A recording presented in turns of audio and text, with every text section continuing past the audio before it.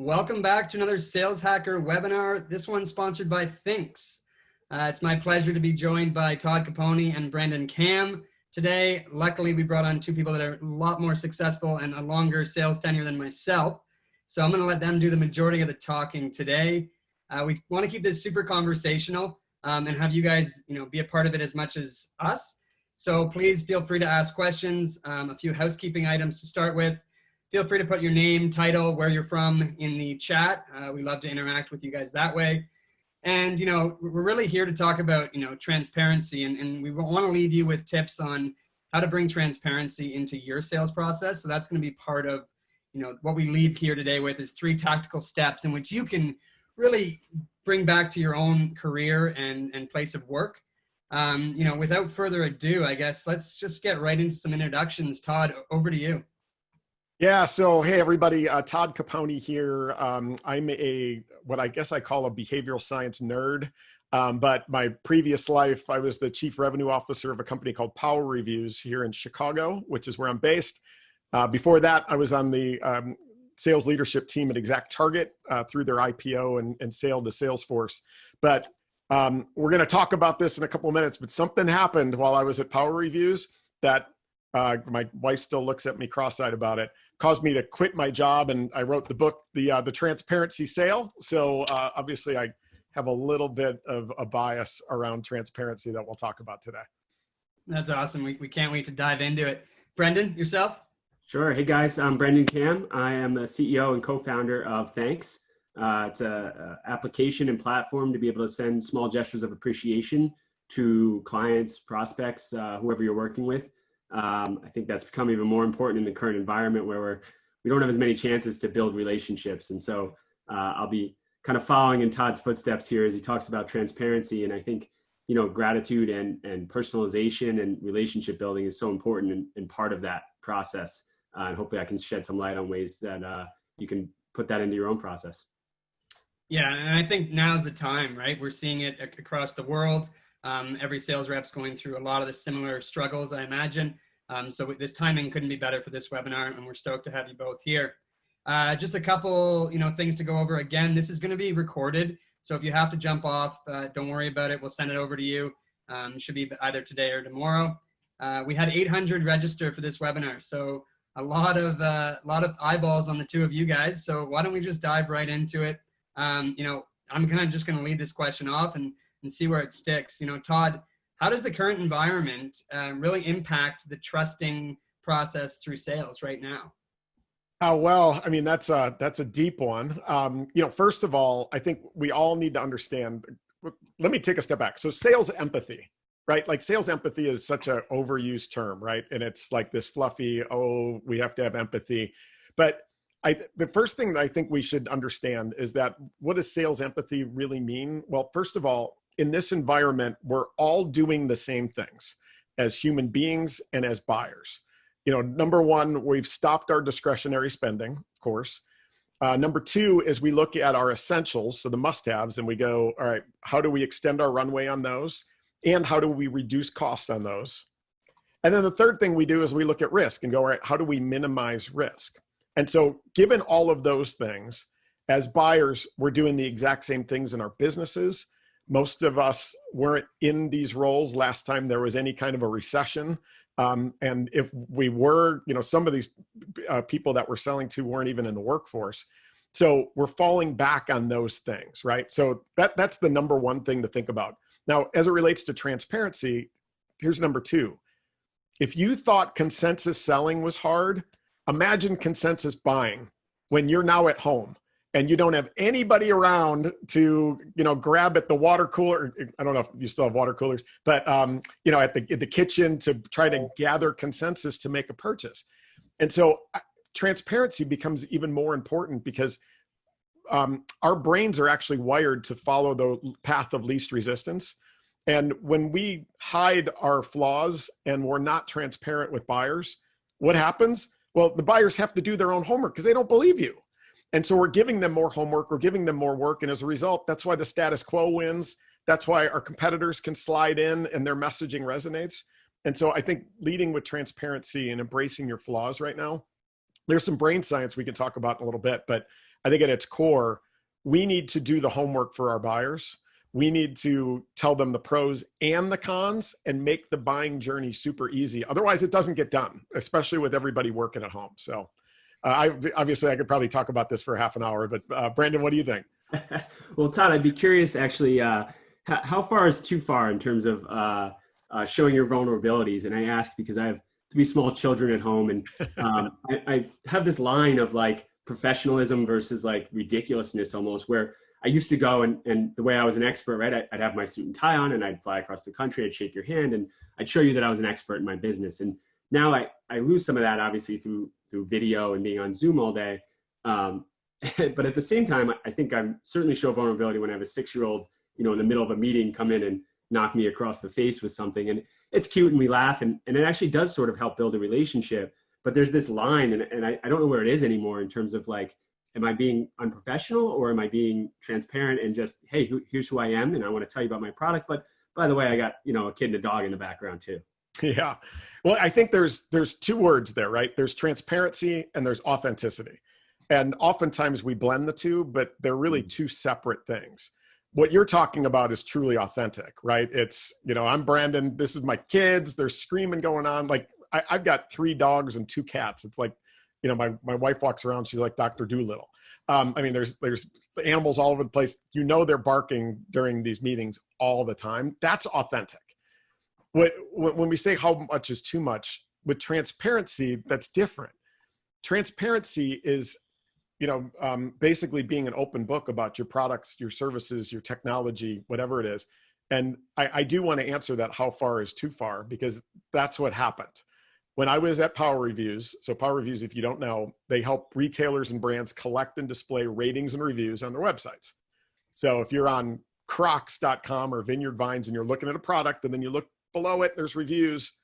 That was Power Reviews that was helping with the collect and display. Now, what happened was we did a study with Northwestern University here in Chicago that looked at consumer behavior. And it looked at, all right, if I'm going to go buy a pair of shoes, what do I do? And as it turns out, we all look at reviews today. So no big surprise there. It was like 96% of us look at reviews. But the thing that literally changed my life, I quit my job and wrote a book, was that 82% of us go to the negative reviews first. So you're looking at a product, you skip the 5s, you go right to the 1s, 2s, 3s, and 4s. And so I was like, all right, why does that happen? Well, from a brain science perspective, we're wired to try to predict our experience. And if all we see is fluffy 5-0 speak, we actually can't predict our experience until we see what could go wrong. But then the next piece was that when a review score on a product, its average is between a 4.2 and a 4.5, that it was the highest likelihood of conversion on a website. Meaning a 4.2, a product that's got an average review score of a 4.2, sells better than a product that's a perfect 5.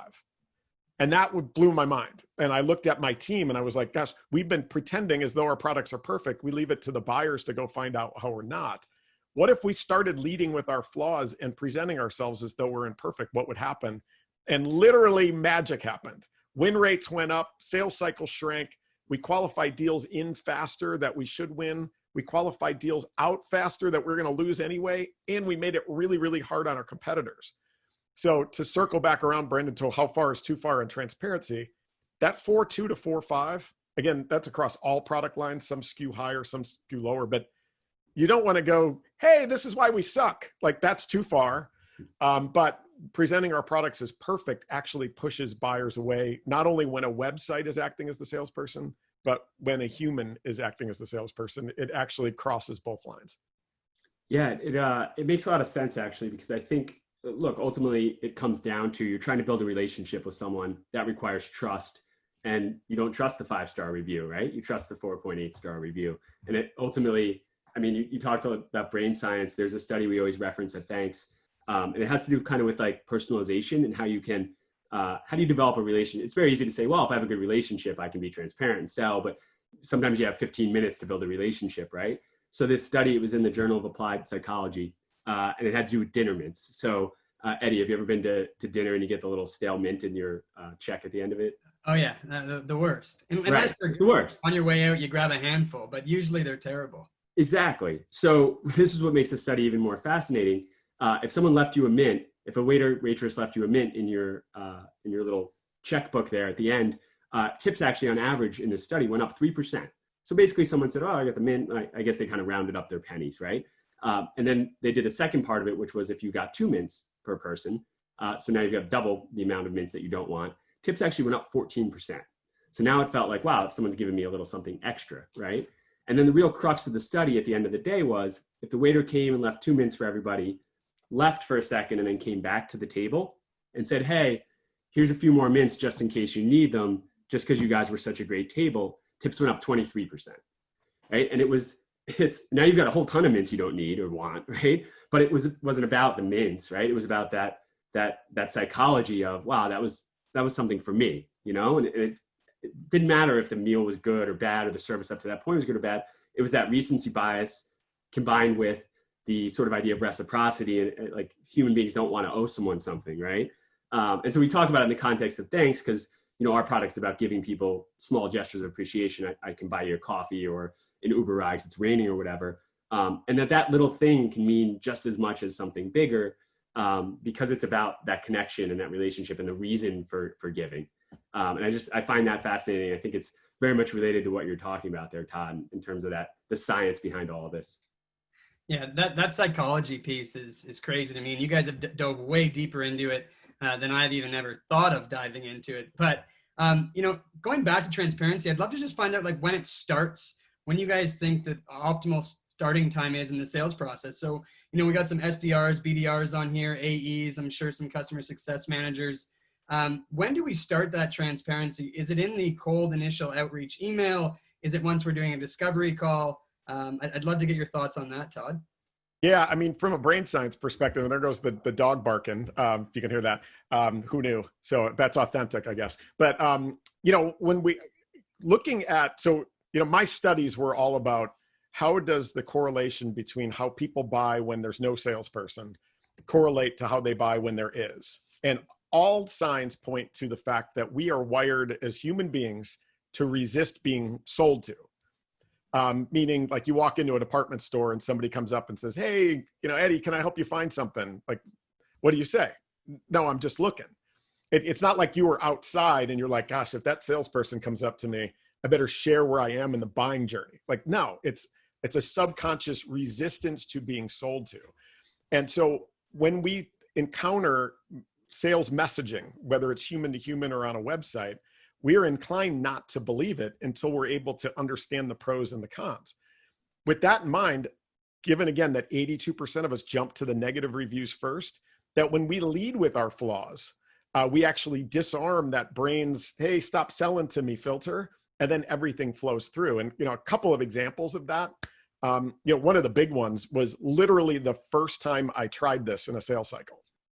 So I was in New York. Again, I was the CRO, so I wasn't typically the guy handling the first call.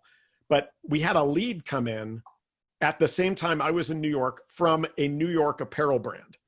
And so when it did, I texted the rep and my VP of sales and said, hey, see if the guy's available for coffee. I'm here. I've got some time open. That would be awesome. And I thought there was a 1 in 100 shot the guy would say yes, but he said yes. So I went to their offices. Met him at the elevators, went in, we went into his office, and the first thing he did is he was like, hey, here's the monitor you can plug your laptop into for your presentation. And I'm like, presentation? I thought we were having coffee. And then I looked to my right and they're wheeling chairs in, 8 people. So all of a sudden there's like 10 of us in this little Manhattan office. And this dude was New York in the best way possible, meaning there was no small talk. And he was like, listen, Todd, we're talking to your competitor. We're talking to you. How are you better than them? And I knew from the brain science, I had just discovered this. And I was like, what the heck? I got nothing to lose. So I looked around and I was like, hey, can I actually start with how they're better than us? And I know this sounds crazy, but they just released an add-on to their technology that not only do we not have, but it's not even on our roadmap.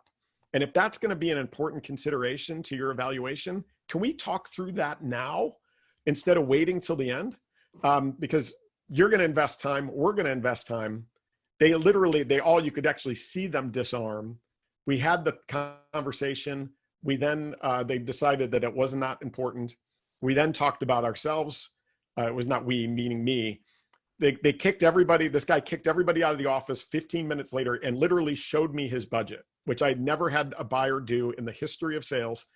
And 10 days later, they decided to go with us, and they threw out their RFP process and threw out their desire to have everybody fly up and do a full dog and pony show in New York.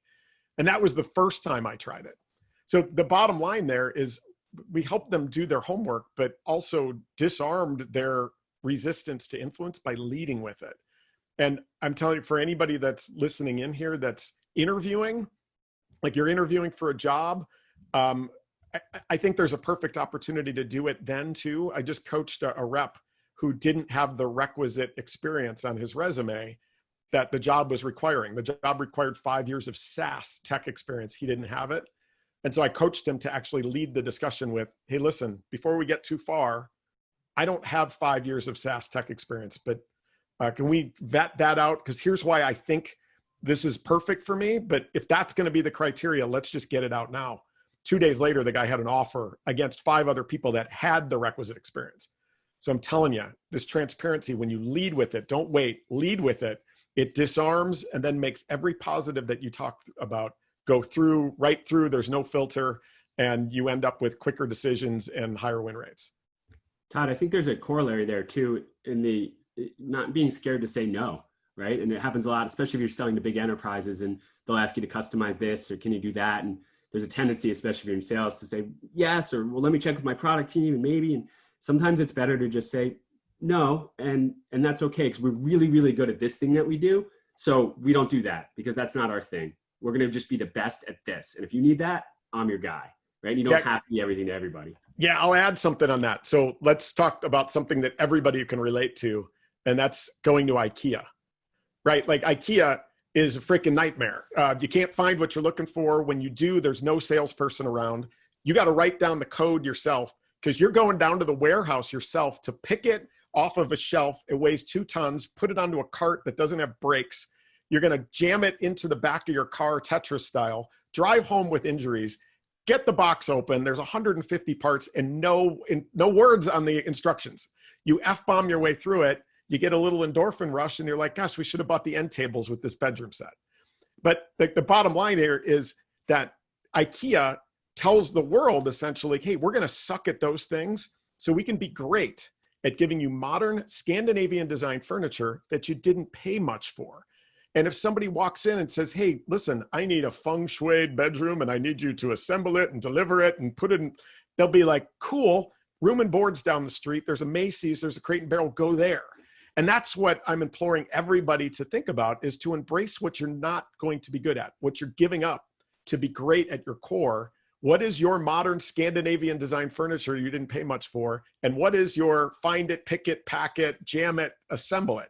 Understand those two, create messaging around it, and off you go. Well, the messaging is so important there too. Like, it's exactly what I was going to add in there at the end. It helps you then to have a message and your sale be the same, right? There's no confusion. Everybody knows exactly what IKEA stands for and what they're going to get when they go there. And I don't think that's the case a lot of times for us when we are trying to say, yeah, I can do that in this case for you, and I can do that for you in that case. And it can just dilute yourself and your brand and your sale a lot very quickly. Yeah, and I think that, sorry, go ahead, Todd. Oh, I was just going to say, the other thing to keep in mind when you're talking about messaging is, we talk about the brain science of why transparency works, but there's one other big thing that's happening in the world that makes it urgent. And it's the proliferation of reviews and feedback on everything we do, everything we buy, and everything we experience. So you no longer can hide your flaws and expect to get away with it anyway, which erodes trust. So like, this is something that was part of the reason I wrote the book is, hey, transparency works, cool, but it's urgent. Like, we got to do it now. And so for anybody who's listening in here that's in the tech space, like, I would tell you to go check out, go to g2.com when we're done and look at your company and all the reviews, the pros and cons, because your buyer's doing it. Go to trustradius.com. Do a web search. Just go to Google and write, what is it like to work with, and then write your company name in. Guess what will come up first in most cases? Glassdoor. Not only Glassdoor, but a review snippet that says how many reviews and what the score is. Why is that important? Well, your buyers aren't just buying your products, your services, your technology. They're buying you. They're trying to understand whether you suck to work with, right? They want to understand the culture, and that's what Glassdoor is. It's an opportunity for current and former employees to leave reviews about the culture and the work experience and what people are like, and your buyers are doing that. So do that homework. Start to inform yourself, because your buyers are going to do it. And the magic is when you lead with it, again, 4.2 to 4.5. Like, it's not, hey, we suck. But that 4.2 to 4.5, if you can embrace that messaging, your buyers are still going to go do homework. But when they find it matches, trust just goes up, sales cycles shrink. So it's a great way to start to inform your messaging. And I would just tell you to work with your marketing departments urgently to figure that out. Because, you know, it's easy to go off the rails. I think one thing we preach in that regard too, Todd, is trying to have those touch points that are outside of just the sale. So if you can combine being transparent in your sale, you know, building relationship by being personal and you know, everything sort of geared towards that person. But then you can sort of connect outside of it. So, you know, for us, that's usually because of the nature of what we do. I'm going to send you a coffee out of the blue. I'm going to buy you pizza and wings because I know you're watching the big game this weekend, which hopefully we'll have big games on the weekend soon again. But those little things can go a long way in giving you something else to connect on as well, which can go back to sort of that authenticity. So now you're kind of circling the prospect with all these things of, wow, this is someone I can definitely trust. This is someone who's caring, and someone who really wants my business. It's not just another number in their pipeline. And I think that can be super important. Yeah. I mean, I love what you guys are doing. And I think, you know, one of the things that is so important is, you know, as I talk to SDRs, you know, so many, and I totally stole this from Josh Braun, by the way. But Josh Braun talks a lot about trying to make a withdrawal before you've made a deposit, right? And like, you know, you wouldn't go to the bank and do that. Why would you do that in your sales pursuits? And I think there's an opportunity, you know, Brandan, with what you guys are doing to start to make those deposits so that you can make the withdrawal. Then once you make the withdrawal and you get engaged, there's an opportunity to embrace transparency. So you've embraced gratitude to get in and transparency to start to build the relationship in the cycle and, you know, remove friction from the buying journey. And the two together are like magic, especially in times like today. So I'm actually super excited you brought up friction, because I had a question for you that was related just to that. So Thnks has been an interesting experience for me because I came from the world of actually media and then SaaS, right? And so when you're selling SaaS, you've got your contract and it's kind of a longer term sale. Our product is transactional. And so I kind of led with this idea of we're going to have this frictionless close, right? There's nothing to sign, no contract, no money down. You get in there, you use it, you'll pay as you use it. Everyone's happy. And what I found was it actually ended up slowing my ramp time. People would say, oh yeah, we'll sign up. And then there was no urgency for them to actually use our product. 3-4 months down the road, our CS team's like, hey, are you ready to start? And so we actually introduced some friction into our sales process, added back in a little bit. And there's a line there in terms of what matters and what you need. And in some ways that's almost anti-transparent, right? I'm literally adding friction I don't necessarily need. But for the psychology of it, I kind of do, because it needs to feel real to someone. Have you ever encountered anything like that? Any kind of thoughts on that? Because I don't know that I fully figured it out yet. Well, I mean, that what you just explained is a great example of transparency that you could lead with from the beginning of the sales process, right? Where you're talking to a buyer and you go, hey, you know, we've created this frictionless experience, but guess what happens 9 times out of 10? We sign you up and you don't use it. And so I think that there's an opportunity to head that off from the beginning and introduce friction to the sales process as with the goal of creating more engagement and more utilization and more benefit for the customer. So, when I talk about removing friction, what you just explained is exactly it. Like I see companies today that still have a separate discovery and qualification call than they do from a demo call. And then there's a proposal call. And then there's like call, like, dude, get rid of that. Like combine it with, like, that's crazy. Like if you can't, if a customer comes inbound and they're excited, they're up here, and then you do a qualification and discovery call and they're like, okay. And then you do a demo call and you didn't use anything that you learned in the discovery. So now their excitement level's here. Like that sucks. Get rid of that. Transparency is another way. What you talked about with contracts. I mean, I just bought something, a technology that I'm using to do webinars with, and they had a click-through end user license agreement, right? Did I read every word of the contract? No, because I trust it. Why? I don't know, but I do. But in normal enterprise selling environments, we give the customer like a 12-page document and then we let the lawyers fight it out for 6 weeks. What are we doing wrong there? I think there's an opportunity for us to remove one-way terms from our contracts, make our contracts more user-friendly and lawyer-friendly, because they're people too. There's things like that I think that everybody needs to look at their buying journey and go, are too many steps? We got to combine that. Are we making the customer do all the homework for themselves? We got to stop that. But to your point, Brandan, are we communicating the onboarding, implementation, and path to the reward well enough? Are we laying it out so that they actually executed on it well enough? And if not, maybe we have to introduce a step to make sure that happens.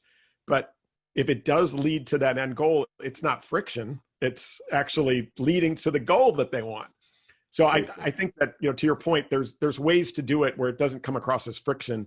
It comes across as, we've got a customer that's got a goal in mind, and we know that when we don't do this step, that goal is harder to achieve.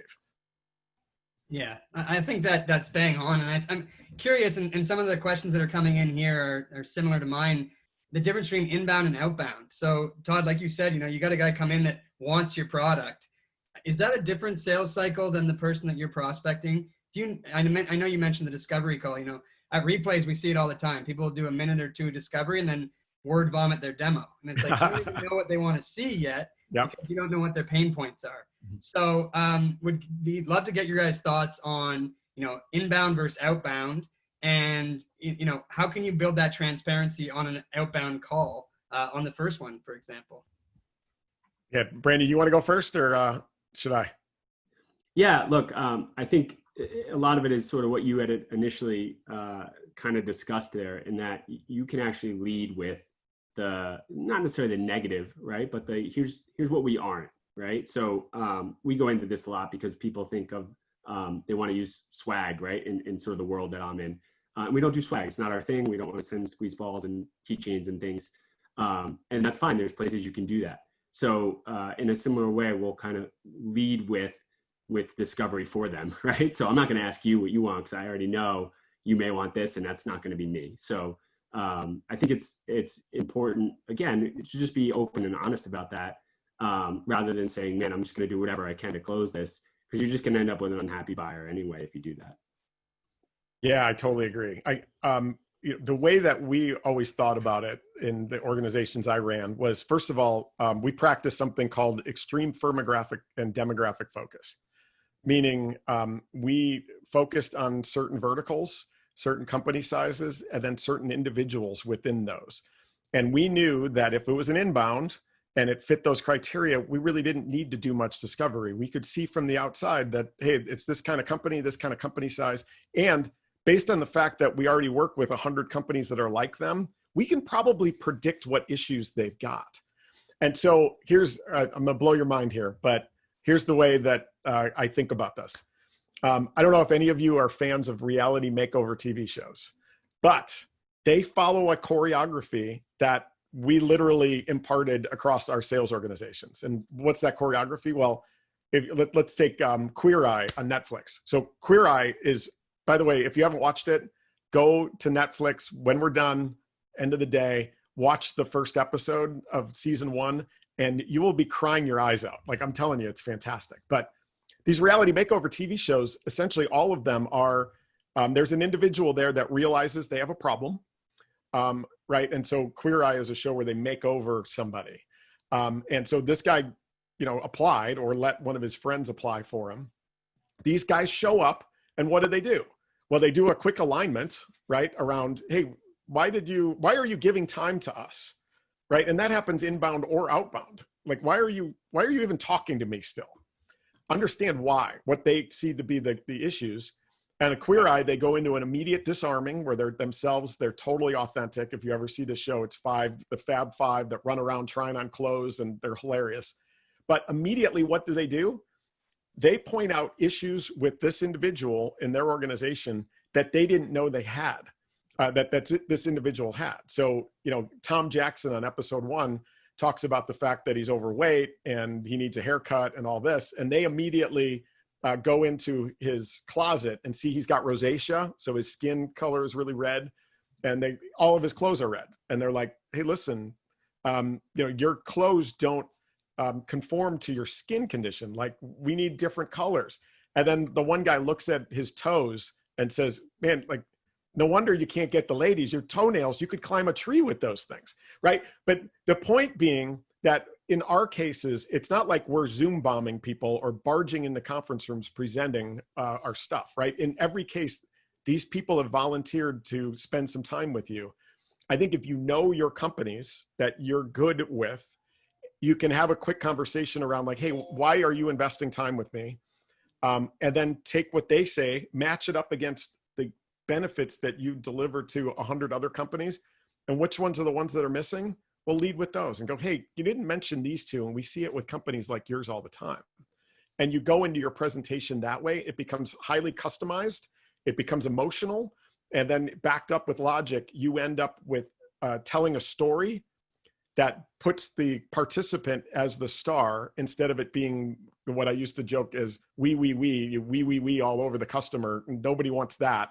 You got an opportunity to make it about them. You tell a story, you make it really compelling. And I'm telling you, every reality makeover TV show follows that same choreography, and you can do the exact same thing in your inbounds or your outbounds. You make it about them. It's not throwing up. It's you knowing your customer base. And Todd, I'll just add to that, you brought up narrative and story, and I love that because I love the idea of your sales story being the hero's journey, right? It's the classic narrative and the story, which is exactly what you described. There's a hero and he has some crisis that he has to overcome to get victory, and he comes home transformed, right? And it's really important to think about as you're telling your story in sales and who you're pitching and whatever you're doing, who's the hero in your story? Is it you? Is it your product? Is it your customer? And there's not always a right answer to that, right? It's easy to say, well, it should be the customer, but maybe it should be your product. And the product and the customer is just watching the journey of your product. Now it solves the problem. But it's important to kind of keep that narrative in mind. Make sure you're not telling a story that's all about you, right? Because that's not going to benefit that customer. Well, yeah, keep in mind, and I don't want to go too nerdy, but logic is actually polarizing, right? When we hear logic, it polarizes people. We make our decisions in the feeling and emotion center of our brain, and then use logic to back it up. It's like, you look at what's going on in the world right now. Has anybody ever been swayed by a Facebook post before? Like a logical Facebook post? No, it's never happened. And the same thing happens in our sales pursuits. When we go in and we lead with ROI and our map of where our offices are, like, who cares that you have an office in Singapore? Like, congratulations, but we don't. And like the NASCAR slide, for example, like I used to joke at Power Reviews, and if any of my former teammates are here, they know this is a joke, but maybe not, is if there was a NASCAR slide in the first 5 slides of your deck, whoever put it there is fired, right? Now that sounds crazy, but let's take a step back for a second. Let's say you're presenting to 10 people, 5 of them are for you. So that they walk in or they turn on their Zoom and they're like, oh, cool. Those are great companies. If they're good enough for them, they're good enough for us. But let's think about the 5 people that are not on your side when they walk in. They're going to look at that same NASCAR slide that you're so proud of, and they're going to do one of 2 things. They're going to go, gosh, we're going to be a small fish in a big pond. Those are big companies. We're not that big. Or they're going to go, I don't see enough companies in our vertical. Are these guys generalists? Do they really know our business? So your same like slide about you making yourself the hero that you think is so great is actually turning people aside. And they're probably using that same slide in many cases to explain to the rest of their consensus buying team why they shouldn't go with you.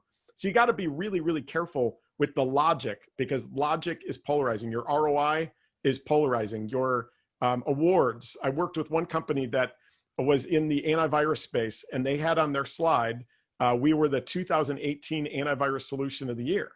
And me being there, I was just kind of poking holes, but I looked at it and I was like, that, congratulations. I know you guys are really proud.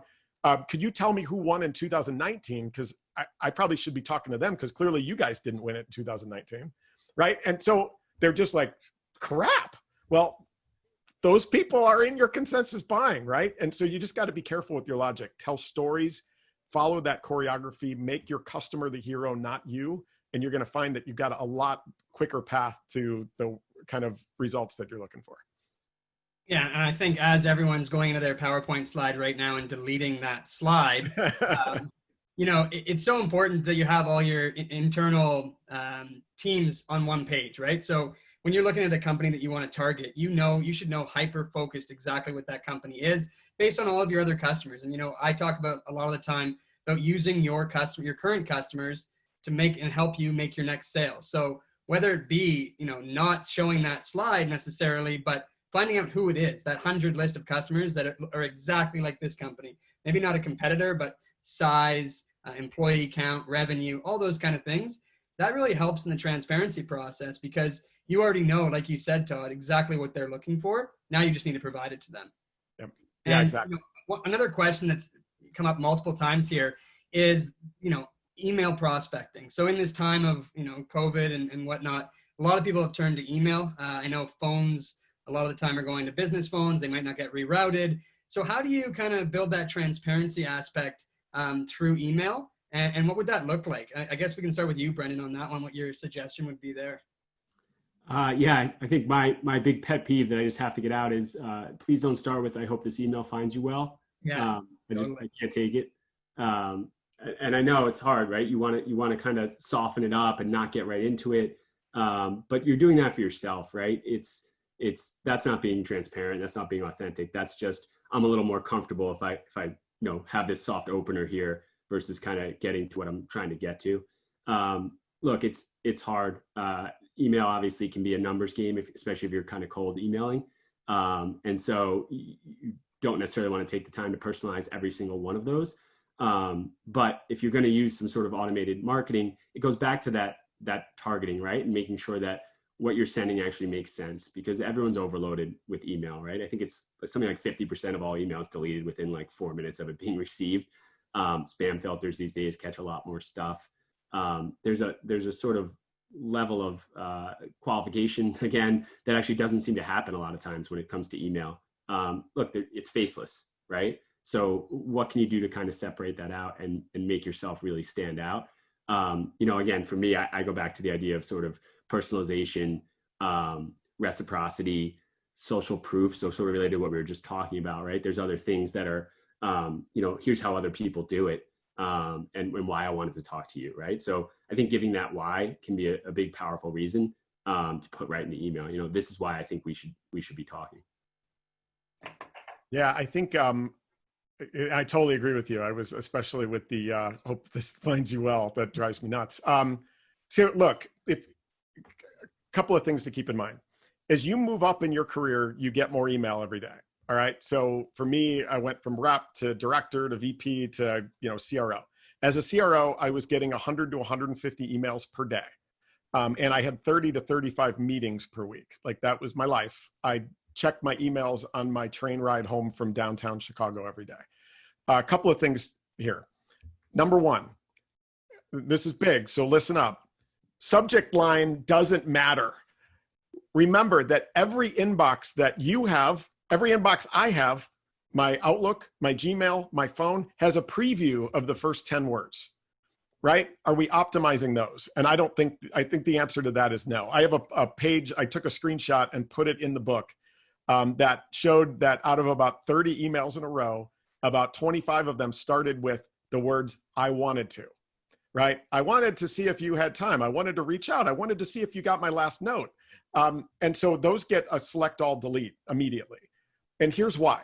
If I have 100 to 150 emails in my inbox, I have to check my inbox though, because it's like playing the instant lottery, right? It's probably a loser, but there might be a winner in there. I got to check. And the winners are about my team, about my customers, about my prospects. That's the top three. There's another set below it that's like my boss, my investors, my peers, my candidates, known vendors. You know what number 14 on the priority list is? Unknown potential vendors.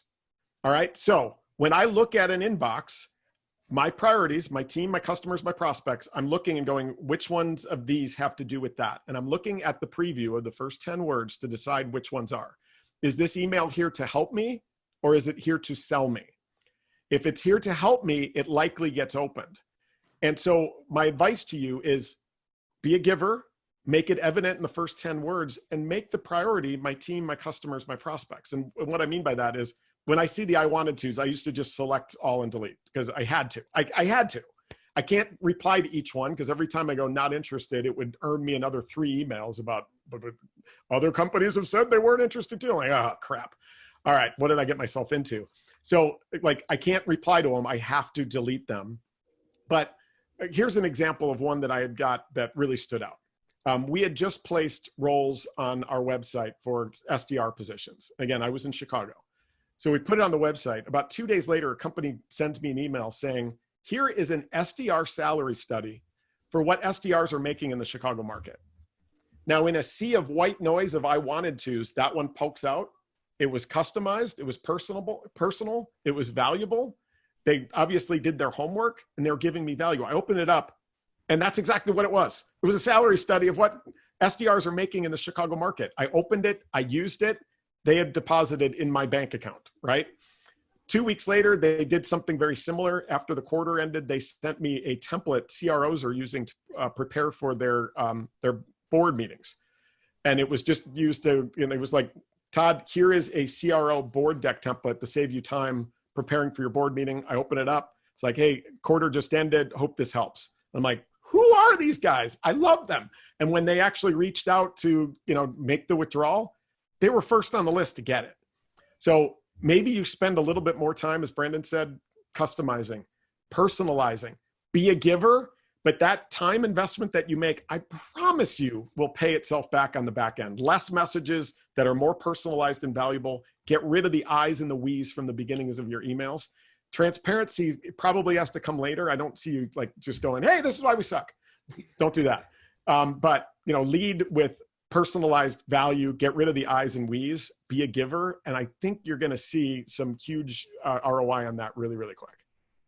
You guys both mentioned personalization and everyone on this, call knows how important it is, but there's also fake personalization, right? There's the old, you went to school where I went to school and now here's my ask. So I guess, Brandan, how do you weave in, the personalization and take it to the next stage with still getting the ask, but still making it hyper personalized?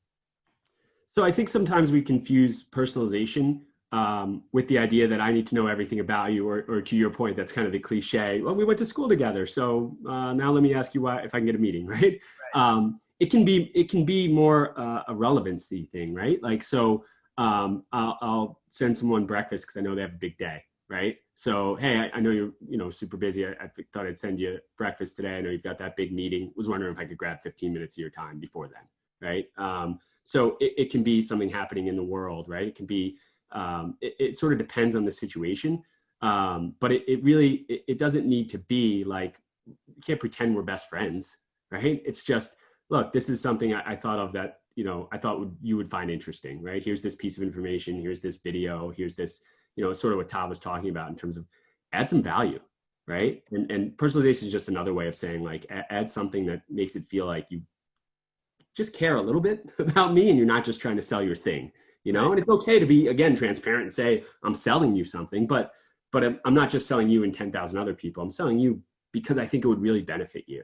Right. And you need to find ways to get that across. And it all comes back to that, building that trust and things. But it's not that it has to be personalized to like, hey, I stalked you online and saw you had, 3 kids and an ex-wife and here's what she liked. So here's a gift for her. Like you can't, it's too far, right?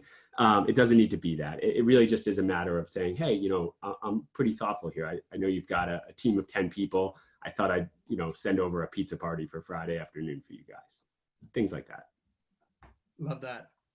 And I guess a couple more questions that have come in. We have about 17 minutes left here. So keep the questions coming. We'll just keep the conversation flowing here and we'll leave you guys with some actionable tips for sure. One of the questions is, how can you stay authentic or handle cold calling cell phones? So in today's day and age, I mean, the working hours have kind of been thrown out the window, right? Like Brandan, you said you got 3 kids. Maybe you're up earlier working, staying up later at night. That's not really a good excuse for someone to call your phone necessarily. But I guess a lot of people get their back up when you're like, who's this guy calling my cell phone? So Todd, how do you stay authentic in your approach to calling someone's cell phone? Oh man, I think I might actually defer to Brandan on this one because I don't know if you can. I mean, gosh, it's the cold calls on my cell phone I don't do very well with. And it's amazing if you look throughout history at the things that have stood in the way of salespeople being successful, right?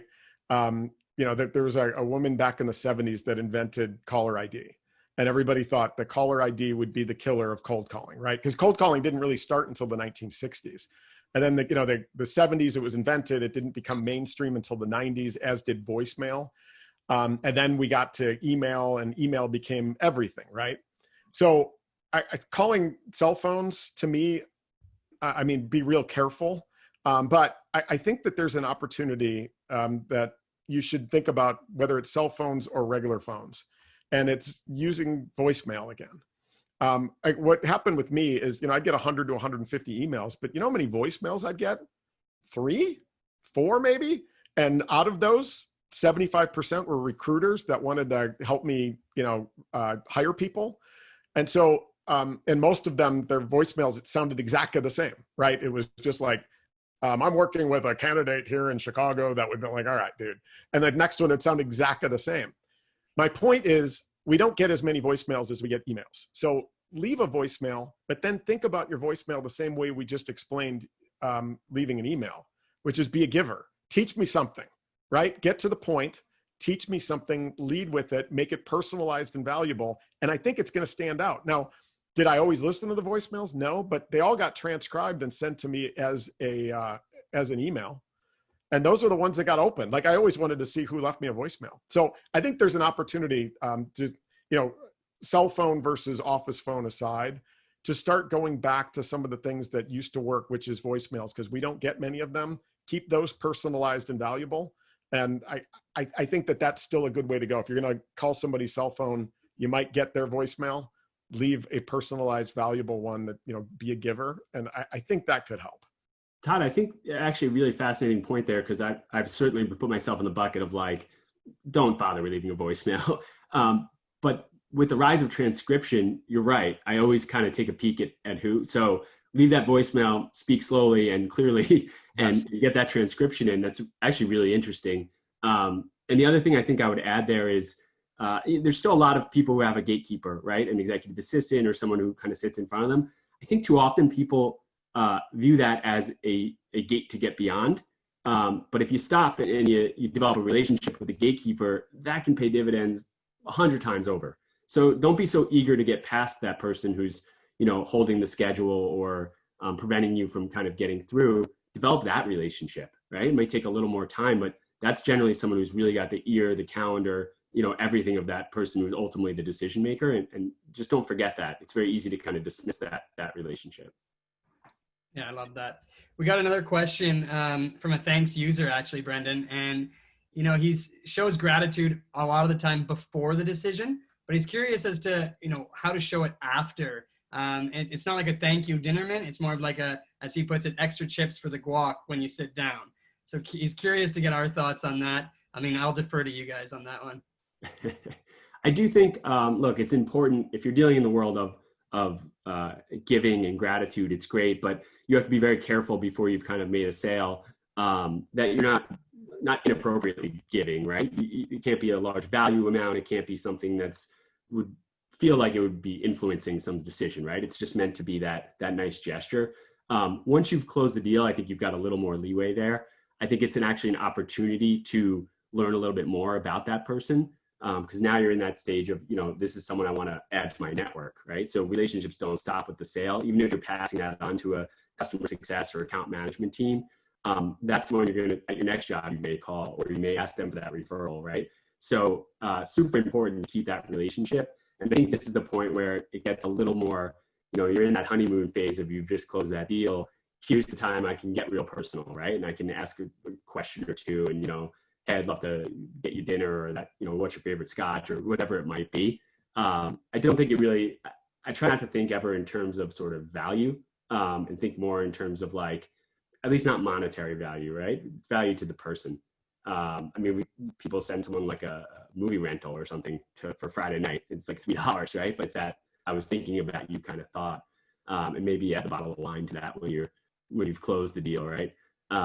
So yeah, it's situational. But I think it's really important and it doesn't always have to be giving something. I always think in those terms because of thanks, but it could just be that it could be a handwritten note, right? It could be that extra thing. Hey, I was thinking of you. It could be an introduction you made for them, right? But you should be thinking about giving. Todd, we can nerd out in a little bit about I have some good brain science around gratitude that I'll drop before the end of this thing. But there's a lot of value, not just to your recipient, but to you in thinking that way and being grateful for something like a relationship or business. Yeah, you're the expert on that. I totally agree with what you just said. One of the things that we struggled with at Power Reviews for a while is that we had salespeople that would close the deal and then that was it. Implementation, good luck, right? And it would just be thrown over. And, that hard relationship cut was causing, so much that went towards renewal was tied to client satisfaction over the first year. Client satisfaction over the first year was tied to what happened in the 3 weeks after they signed, right? It was like almost every single time they had a rough implementation, a rough start, they probably didn't renew. If they had a great start, they probably did renew. And part of that is the investment that's being made by the salesperson to make the people continue to have that good feeling that they just signed something that's really going to help them out. And I could totally see how what you provide could be a reinforcement and a little endorphin rush right after they sign to be like, all right, I made a good decision. I'm already getting the benefits of this. Movie rental, bottle of wine, let's go. I think that's awesome. Well, it's something I think almost every company does for their employees, and rightfully so, right? Your employees is number one. Mm-hmm. And you've got your year anniversary, you've got your 30-day check-in, your 90-day check-in. But we lose that in selling, right? Because we kind of hand it off to someone else in the organization. And yeah, it's not your job anymore to 90 days later, dig deep dive into how they're doing. But certainly you should be marking that in your calendar and being like, man, it's been 3 months. I should check in or send a little something or just write a note or whatever it might be. And it's something that should just become habit, right? And should become part of your everyday, and that you don't lose that relationship and you make sure that they know that you're, still with them. Yeah. I mean, on that note, with regards to gratitude and today, I mean, up in Toronto, this is our 12th week of lockdown. How do you send that gratitude without being, creepy and sending to their home address or something like that? That was one of the questions we got, because I mean, that is a great question about, where's the line and how do you kind of toe that line? Yeah, I mean, for us, it was one of the reasons to build Thnks. You shocked to learn, I'm a big giver and believe in that and believe in sort of thoughtfulness and gratitude. But it's sort of an issue, right? So I can't send something necessarily to someone's office that I'd want to send to their home, but I don't have their home address because it's a business contact. We had a client who actually sent someone a kayak earlier this year. Not something you can send to their office on Fifth Avenue, it's just mean to have them walking under the subway with a kayak on their back. But it was like the perfect item for that person, right? It was their number one referrer for the year. They wanted to do something big and grand. And so they actually sent it via email, right? So that's one of the things with Thnks is you can send via email or via text message or via Twitter, however, digitally, and that person can have it sent where they want. So it's a really good question. And it's I think, super important because, again, we're towing the line here with relationships of business versus personal. And you want to get real personal with a thought, but you need a way to sort of simply do that. And that's actually the reason we wanted to build it in the first place, to have that way to show that gratitude in a business context where it's not always that easy to do. Yeah, that makes complete sense. So just being, a little bit conscious of time here with 8 minutes left, we really want to leave everybody with a couple, tips and tricks and where you guys think the future of sales process and transparency is going. So, I mean, I kind of turn it over to you, Todd, for a couple minutes about, what the future looks like and really how can companies reimagine their sales process now and in the next, 6, 12, 18 months. Yeah, I mean, I've got a lot there, but I'll tell you, first of all, I'm biased, but I believe the future of sales is radically transparent. It has to be. If we look at Gallup, every year Gallup comes out with their most to least trusted professions list. And every year, nurses and veterinarians are at the top and salespeople and members of Congress are at the bottom, right? It happens every single year. And you know why? Well, the salespeople that they're talking about are car sales and insurance sales. And over the last 12 months, I bought a new car and it was hell on earth. And I had an insurance salesperson give me a lowball quote for home insurance. And then when I engaged, the actual quote was like 250% higher than the one that got me, right? Those types of things have to stop. And that, first of all, transparency sells better than perfection. So we understand that from a brain science perspective, that when we lead with flaws, and I'll use the wisdom of supermodel Tyra Banks and her term flawsome, which is to embrace your flaws, but to know you're still awesome. So embrace your flawsomeness. That we know that sells better than perfection, but we have to do it anyway because of the proliferation of reviews and feedback on everything we do, everything we buy, everything in B2B. So embrace that. But that's the future, but it's now. Like, that's number one. I think number two is to look at, start to study the brain science more, the behavioral science. I wish it was something that I had done earlier in my career, but if you know how customers make decisions, how they prioritize, how they decide, how they buy, and like brain scientists know that, like, why wouldn't we use that? Like, gosh, that's gold. And so I think that we're going to see a lot more of the psychology, although the first book on psychology and sales was in 1921. So it's always been around, but I don't think sales enablers have really embraced that to the level that they can and they should. And I think that that's a huge opportunity. Number three, though, and so I'm going to get nerdy for a second. If I studied something called the science of what annoys us. So what annoys our brains? And there's 4 things, and they're all things that happen in an open concept sales floor, right? So, number one being noises that you can't tune out and that you can't predict how they'll end, when they'll end. So that's like, alarm, a car siren, a baby crying on a plane, those types of things. Number 2 is if a conversation is happening that could be potentially relevant, your brain has a really hard time tuning that out. Number 3 is when you can only hear half of a conversation. Our brains are actually wired to try to predict what the other person's saying. And if we can't hear it, it drives the brain a little bit crazy. And then number 4 is something called judgment anxiety, that when we're having a conversation and we feel like other people are listening or looking at us, it actually lowers our IQ while we're in that conversation. That's why you see many of the most successful salespeople are in conference rooms or in corners or using booths at sales offices. The open floor plans, there was a reason for walls. And so I think that with everything that's happening with COVID and everything that's happening where we're seeing the value of people working at home, that we're going to need to bring walls back or higher cube walls back when we do, because it solves for both issues. And that we're going to see a future of work that encourages people to be isolated when they're making their calls for both reasons. But I think that that's going to influence the way that offices look when we get back. And I'm really interested to see how that plays out. This is going to be an interesting next few months. It's amazing that it's June. This has been happening since March, and March feels like it was 3 years ago. Like, what's August and September going to look like? I can't even imagine, but I know for the fact that the brain science tells us that open floor plan offices are not ideal for sales. And you match it up with the issues with the virus going on. And I think it's even more of a reason to double down on thinking through the way that those offices are set up in the future. Yeah. And Brandan, just over to you. I mean, there's a lot of talk about not going back, remote full time. We were talking about this yesterday. Would love your thoughts on what the future holds, what it looks like, and where you see, the sales process.